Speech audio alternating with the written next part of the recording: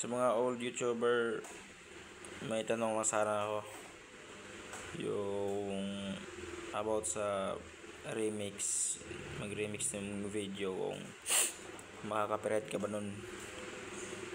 Kasi bala ko sa nagagawa ko ng isang channel na lahat ng i-content ko doon is remix. Yung remix na, yung i-remix ko lang yung video ng iba. Bala ko sana ganun. Kaso natatakot ako baka kasi makaka-copyright ako, magkaroon ng violation. Sayang naman yung channel na gagawin, di ba? Gagawa ka naman ulit, di ba? Gusto ko lang sana yung klaro ba, yung klaro, yung kasi alam naman yan ng mga matagal na nag-YouTube, di ba? Or yung umabot ng mga 10k subscriber, 15 pataas, 10k pataas.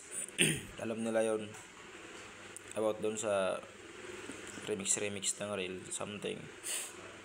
Kasi bala ko sana subukan ko sana kaso nga lang natatakot din ako baka kasi ma-violation tayo, mag-violation ako. Sayang naman yung channel na ginawa ko. Gagawa naman ulit same lang, paras lang ng Google account.